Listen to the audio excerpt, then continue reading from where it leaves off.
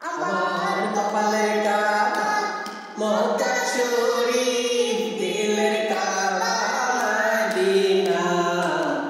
আশিক ভক্তের জানের টুকরা সোনার মদিনা, আশিক ভক্তের জানের টুকরা সোনার মদিনা,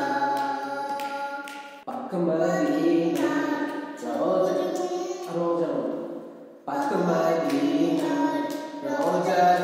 মাটি, আরশেরও চাইতে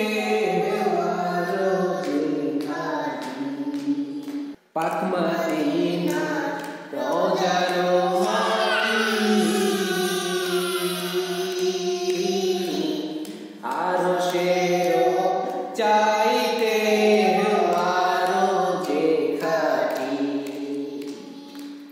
সেই রোজাতে উড়ে যেতে পাগলে দিল দিওয়ানা, উড়ে যেতে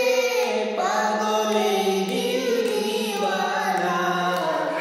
আশিক ভক্তের জানের টুকরা সোনার মদিনা, আশিক ভক্তের জানের টুকরা সোনার মদিনা, ওই মদিনার সবুজ গম্বুজে আশিক যখন মনে নিহিত শান্তি খোঁজে, ওই মদিনার সবুজ গম্বুজে আশিক যখন মনে নিহিত শান্তি খোঁজে, পাখিটা উড়ে তখন নবীর দিদার কামনা, আশিক ভক্তের জানের টুকরা সোনার মদিনা, আশিক ভক্তের জানের টুকরা সোনার মদিনা, এই অধমে অশান্ত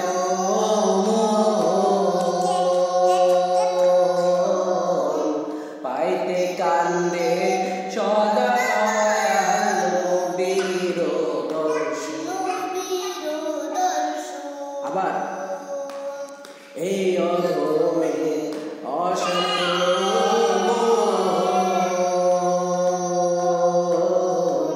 পাইতে কান্দে সদা নবীর দর্শন, অন্ধ চোখে পর্দা খোলো হে প্রভু রাব্বানা, অন্ধ চোখে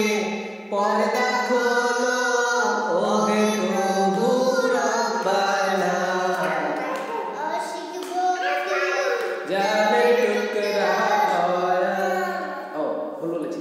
আশিক ভক্তের জানের টুকরা সোনার মদিনা, আশিক ভক্তের জানের